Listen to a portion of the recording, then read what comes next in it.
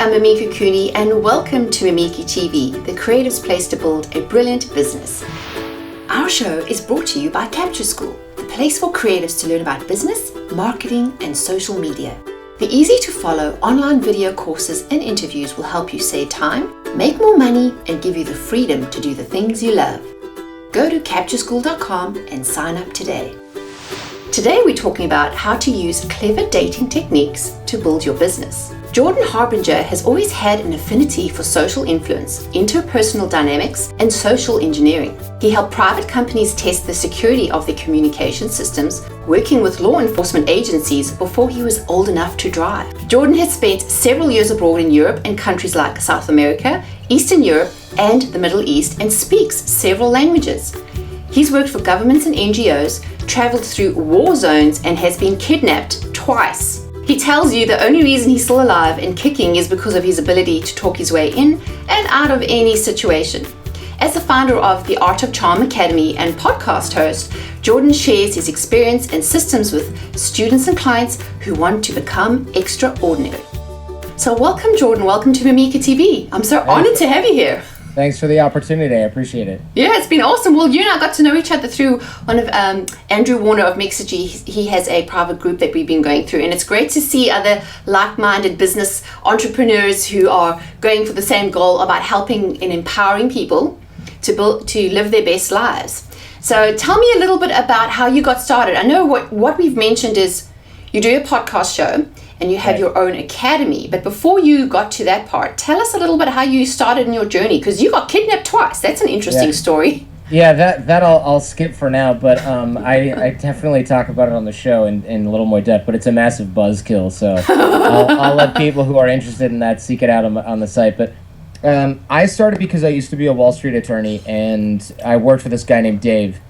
And Dave was never in the office, and he was one of the partners that was top level. Everybody said he makes more money than everyone else, and how come Dave makes all this money? It doesn't really make any sense if he's never in the office. And so one day I told him that I wanted to grab coffee because he was supposed to be my mentor or whatever, and that's not something that most people will do or have a problem with either. But Wall Street, you kind of have to fight for what you want. So took me out for coffee, and he's like, well, all right, ask me anything, what do you need? And I was like, how come everybody says you make more money than everyone else, but you're never in the office? Because as a lawyer, it's all about billable hours. Mm-hmm. And so if this guy's never in the office, how come he's getting paid more? How is he billing more hours? So I asked him if he's just working from home or what. And he explained to me that he was making money and he never actually met his billable hours because he was bringing in all the business for the firm. So he's what they call the rainmaker. So he was taking commission based on business for the firm. And actually, so this is a guy from Brooklyn with a tan, so I knew he must know something. So he was going around, playing golf, he was doing karate, jiu-jitsu, whatever, went to charity events, went on cruises, all picked up by the firm's dime, because he was going out and generating business with the investors and the deal makers from the other companies that we dealt with. So he was basically making more money than everybody else not to be in the office. And I thought that was fascinating, and I thought, oh, well, maybe he knows something that I don't, and I'll learn it on the job. But then one day I came in to my office on Saturday night at like 1 o'clock in the morning to grab something to drink. I was had been out all night, hanging out. And I noticed that all of the other partners were in the office working, and I thought, oh man, is there a deal closing or something? And I found out that they actually are there pretty much every weekend, every Saturday night at 1 o'clock in the morning. But of course, Dave, he wasn't even there on Wednesday at 1 p.m. in the afternoon. So the other reason that those guys were there, and I asked this finally of a partner, I was like, how come Dave's never here but everybody else is? And he says, well, we bill out as partners at about $600 an hour, so the best use of our time for the firm is to be in the office as much as possible, because that's where our highest value is. But for Dave's value, his best use of time was outside the office, using his people skills to connect with others, generate business for the firm. And if you did the math, if he brought in $1 million legal deal maybe every quarter, so if he was making $4 million a year for the firm, let's say it took him 100 hours to get that deal. Even if it did, that's still what does that end up being, like $10,000 an hour? Yeah, so wow. He literally made more money than everybody else. He made more money for the firm. He was totally valuable and irreplaceable as well. And when the firm hit economic downturn due to just the recession in 2007, 2008, he actually left the firm, walked into another firm as a partner, and every other partner at our firm that had been working hard and staying up till 1 o'clock in the morning on Saturday night, they all just went into early retirement, where they started a lower rung, lower pay scale on a different place. So he had job security. He was totally, like I said, essentially judgment proof when it came to he was indispensable, right? Yeah. He couldn't be terminated. He had great job security, and he was compensated more, and he didn't have to go to the office. So for me, I was like, that's what I want to do. Yeah. Because I had gotten my original job on Wall Street through networking. I knew someone that had a roommate, blah, blah, blah, that then worked there. And so I passed my resume to him, skipped the line, got an interview the same day, got a job within 24 hours at a really difficult top market law firm. Skipping the line, I thought, great, cool, it's all about who you know at the bottom of the pile, you know? But I didn't realize that, especially at the top of the pile, not also at the top of the pile, but especially at the top of the pile, who you know, the network you have, the relationships that you bring, it becomes even more valuable later. Because technical skill, a lot of people learn it on the job. A lot of people bring it to the job or, you know, work their way through it, learn it that way. But if you're not willing to be one of those guys who sacrifices his whole life to get to the top, your only other options are never get there, or to have people skills and networks that will replace what you lack in technical skill, or what you won't sacrifice in terms of hours worked. Right. So I decided to go full on and learn that skill set in order to get to the top, rather than worrying about, like, how am I going to find another hour in the day, sacrifice another hour in the day, never have a life outside the office, and really work on being the best at drafting briefs and papers. I mean, that's awful. So you figured out how to work smarter, not harder, which is definitely the keys to success. In order to, it's almost like cloning yourself. How can you make yourself more effective? And that's what I love about, you know, online business and entrepreneurs who think like that. So knowing that, you decided then, what was the next steps? You wanted to learn about people skills and in personal development? Yeah, I wanted to learn about people skills, networking, personal development, and honestly, you know, that was a tough nut to crack, because I looked online and it was like, oh, you got to read Dale Carnegie. This is 2008, 2009. This whole self-help thing that was around now, or that is around now, it was sort of infant stages. Actually, not 2009, it's 2004. Right. And earlier, actually. So, you know, this whole self-help stuff, there was very little. There was like Tony Robbins. There were some guys like metaphysical crapola that doesn't actually have any grounding in reality. Yeah. There was a lot of shysters, just like there are anywhere. But there wasn't a whole lot of people teaching networking. There was Dale Carnegie, How to Win Friends and Influence People. Great. But written in 1938. Yeah. in order to get practical principles out of there, you really had to read between the lines. You had to try a lot of things. It didn't even address things like the internet or email, because they hadn't been invented yet. Text messages, not invented really, when that was around. So I was trying all kinds of stuff, reading all kinds of books on sales, applying those people skills to networking. And then there was this whole sort of like dating and pickup artist movement, which was really skeezy, that we didn't want anything to do with, but we sort of didn't have a choice, because those are the only people applying these things in real life. So I met my business partner and co-founder, AJ, and he was really good with dating and reading body language and nonverbal communication and stuff like that. So we started to study that, as well as applying that to the networking skills that we were getting and talking to consultants and coaches. And that's why we started the show, because we figured, listen, if we start this show and we're talking to all these experts, we're essentially going to get free consulting. And that's going to be really good for our path and our development, because this is the key to our jobs. But of course, that sort of spiraled and fired out of control. So we ended up quitting our jobs and running the company that we run now, The Art of Charm, full time. Right. So, I mean, you didn't really have a focused direction, said, okay, I want to teach dating skills for guys, right? You didn't start like that? You fell into it? We actually fell into it. We weren't really trying to teach anything. We just came up with the show because we thought it was interesting. We were running around all day, or every night, not all day, but every night in Ann Arbor, where we went to school, and we went out like 6 nights a week, and we were applying all these things, anything from dating to networking stuff, just really applying it across the board. And people were following us around and buying us drinks and paying for our meals so that we would teach them the things that we knew. Right. And so that started to become sort of an interesting side gig, but we realized, listen, our livers are going to explode if we keep drinking like every single night. This doesn't make any sense. So people were like, you need to write a book, you need to write a book. And I was studying for the bar exam. That wasn't going to happen. I wasn't going to write a book. during that time. And then AJ was a cancer biologist. He's like, I'm cloning friggin' mice in a lab. I'm not going to write a book. So we bought some microphones. Podcasting was brand new. There were only a few hundred podcasts in the iTunes store. And we started podcasting, and we just never stopped.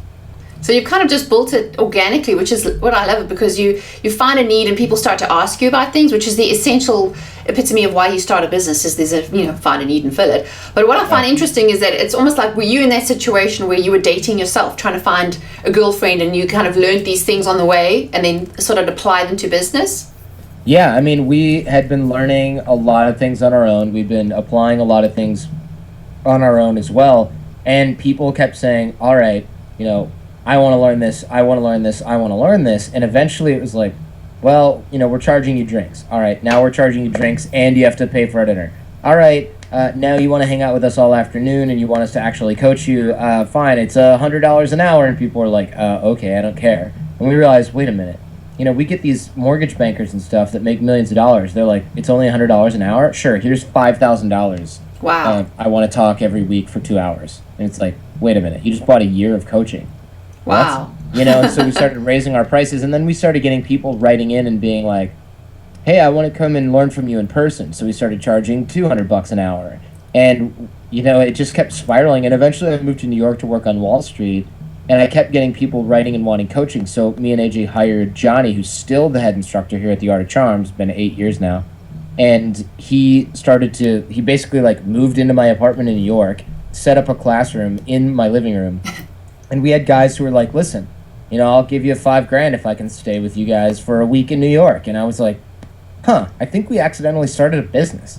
So fast forward 7 years plus, we run week-long programs every single week in Los Angeles that have 8 guys in an actual school and training facility, residential facility, learning 60 hours, Tuesday through Sunday, week-long residential programs where we teach them everything from networking and nonverbal communication to how to generate rapport, how to connect with people, following up, building positive first impressions, and creating strong connections with other people, whether that's applied to dating, whether that's applied to business, whether you apply that to your relationship with your wife or significant other.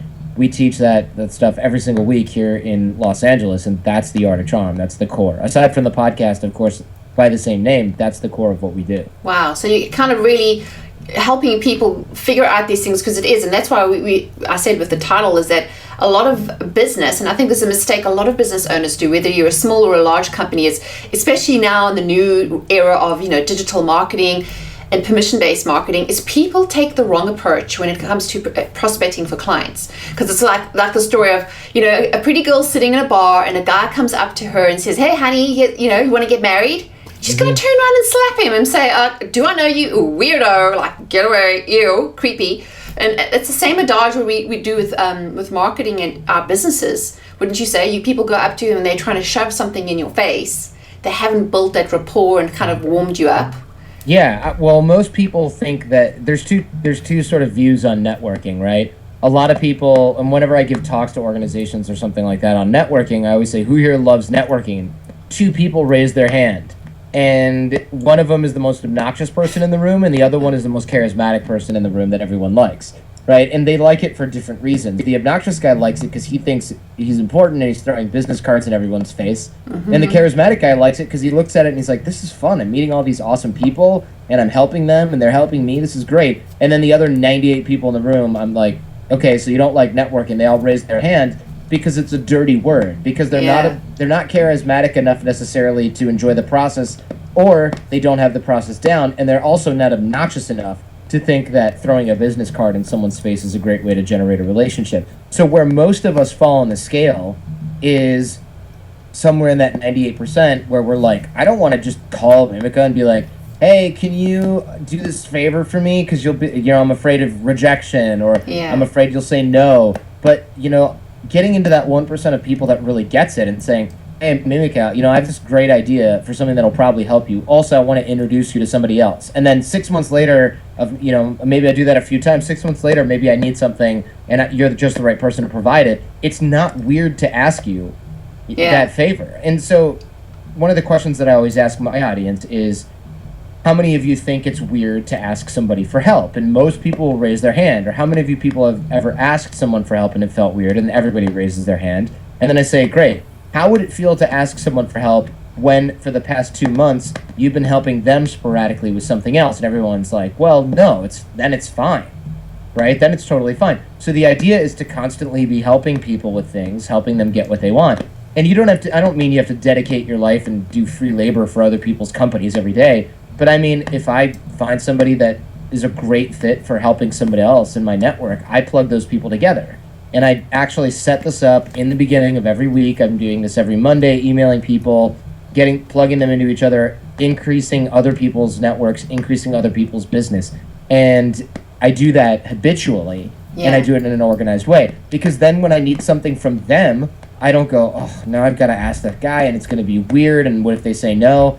It's like asking your sister or your brother for help, where they're going to go, yeah, sure, no problem, whatever. Because you've helped them with so many other things. Why would they say no? If they say no, it's actually weird.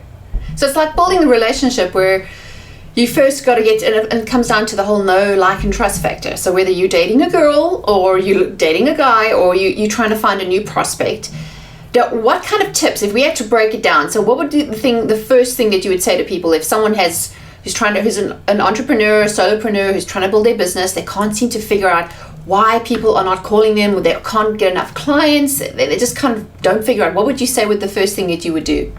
Sure. So the first thing is you need to dig your well before you're thirsty. And a lot of people don't realize that. What they do is they're like, I'm going to network as soon as my website launches.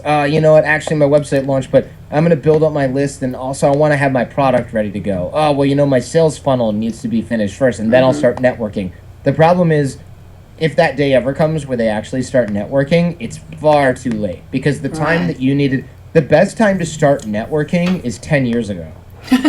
And the second best time is right now. Like yesterday, honey. Yeah, yesterday, exactly. Because if I am asking you for something and I'm like, hey, can you help me launch my new product? Because my funnel's ready, the product is ready, the sales funnel's ready, and the website's all set, you might be like, who are you again? I'd have to look at that. I don't really know you. I don't really know how you do business. Let me get back to you. And then maybe in a year or maybe in 6 months, you're ready to promote for me, but I'm already ready already. Right? So if you want people to be able to help you in your journey as an entrepreneur, you need to start networking now. And I mean, if you don't have a website and all you do is listen to these podcasts and you haven't even thought about your product and you have no idea how you're going to monetize and you're not even remotely ready to quit your day job and you don't even think of yourself as a real entrepreneur yet, now is a great time to start networking, because now you don't really need anything.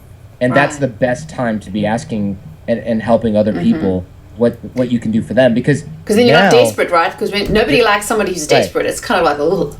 Yeah, well, think about it. If you are employed gainfully and you have a regular job and other people in your network who are hiring and things like that, you're helping them find people to hire and you're helping people do their business and you're connecting people with useful stuff, and then suddenly you find yourself unemployed, you can go to those people and say, hey, listen, you know, I find myself unemployed for the first time in a while. Do you have any ideas? That's your network. It's already there. But if you ignore everybody in your network and then suddenly you crawl out of the woodwork 3 years, 5 years later and go, hey, buddy, you want to go out to lunch? I'm unemployed and I kind of need a favor. They're going to be like, whoa, get out of my... I don't want to talk to you. I know exactly where this is going. You're going to buy me a $3 coffee and then I get to hear about how you got fired and how life isn't fair, and then you get to ask me for a job and I get to awkwardly slither out of that. No thanks. Like nobody wants to listen to a moaning Minnie. They want to be able to... You know, and that's the thing, is a great tip, is that you don't want to wait till you are desperate, because then you also make the wrong decisions. You tend to do like fire things, go into panic mode, and then it does become across as like really disingenuine. And I think it loses that authenticity. So that's some great tips. So what would you say are, well, let's put it this way. What is one of the biggest mistakes that you would say people do in their business when in terms of approaching the whole networking? Besides being cheesy. Besides not starting as soon as possible. They're looking for, one of the cheap mistakes people make when they're networking is they're not looking how they can deliver value to others, but they're only looking at what people can do for them. And that seems really obvious, but people do it all the time because it's human nature. I don't think, how can I help Mimika today? I think nothing. And then one day I go, oh, I want every podcaster to broadcast this thing. And I make a list and your name is on it. And then I'm emailing you out of nowhere. I'm like, hey, can you email this to your list? And you're like, who are you again? Right? But if I see something and Facebook or LinkedIn or whatever that you're doing, and I'm like, oh, you know what, this is a good idea for somebody in my network, and I plug you in.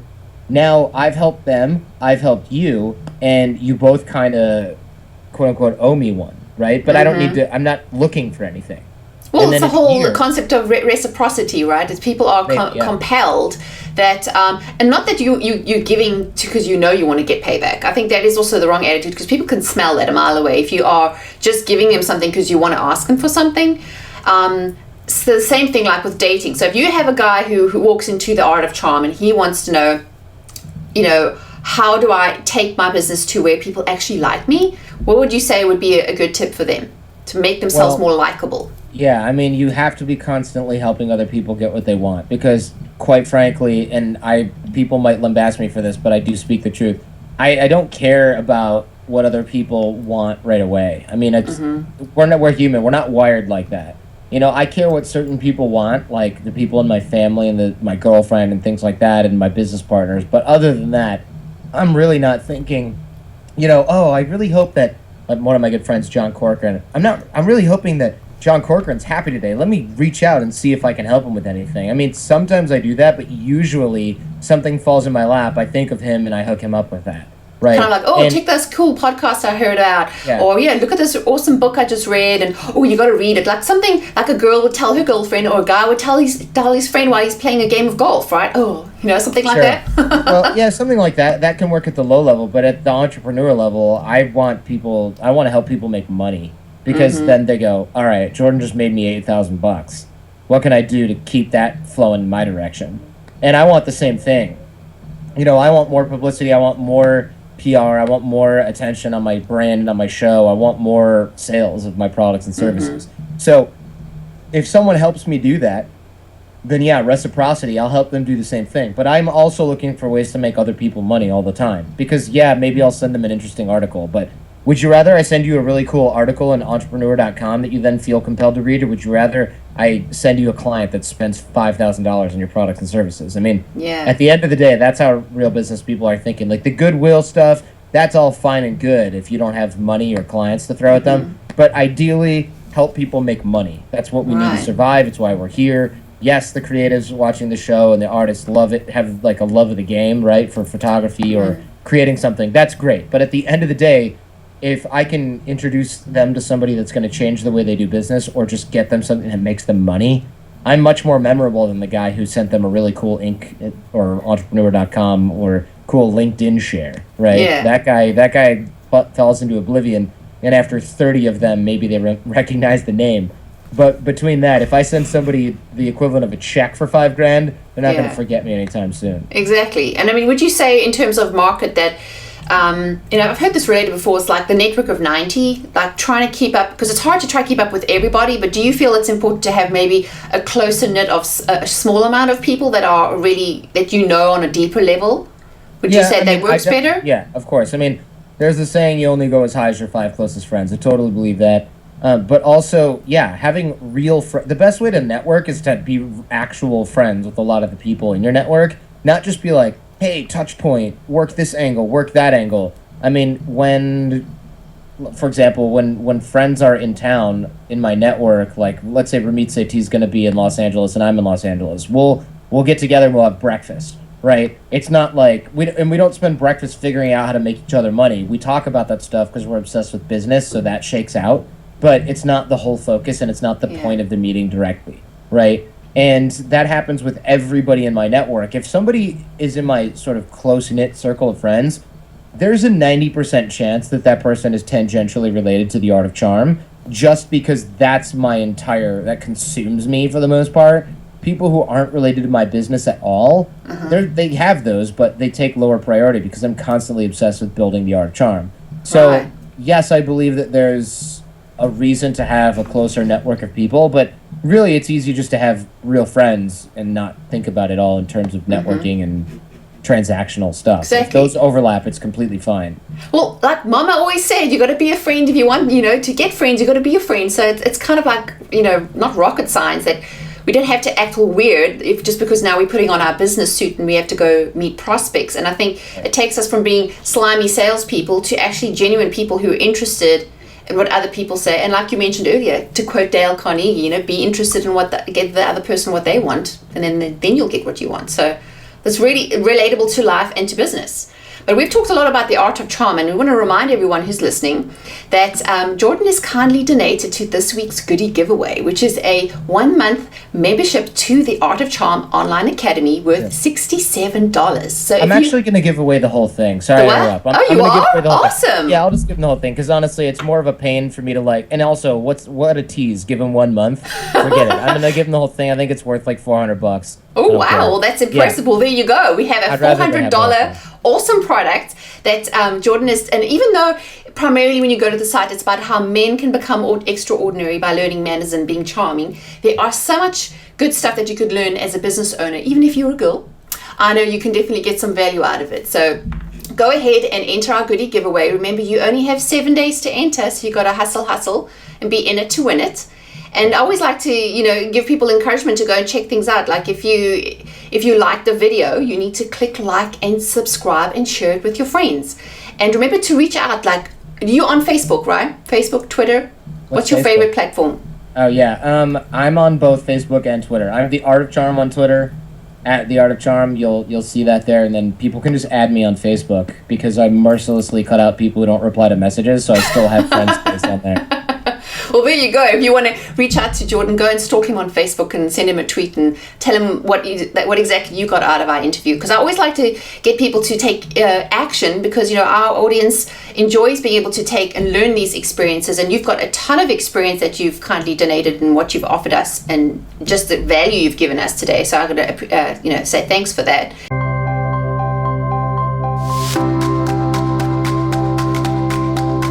If we had to wind it up into one thing, one takeaway tip for my audience, what could you tell them they need to remember?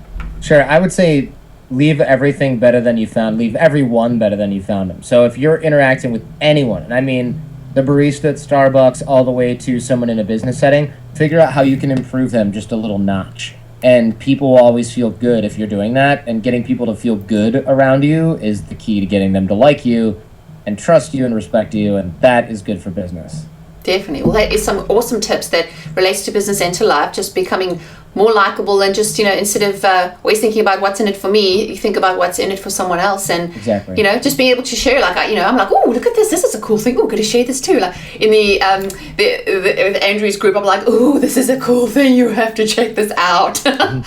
But, you never know what people can learn from what you've experienced. So those are some great tips. But if you want to get more information about what Jordan does, go to his website and check out his info there. And your podcast as well. It's also called The Art of Charm, right?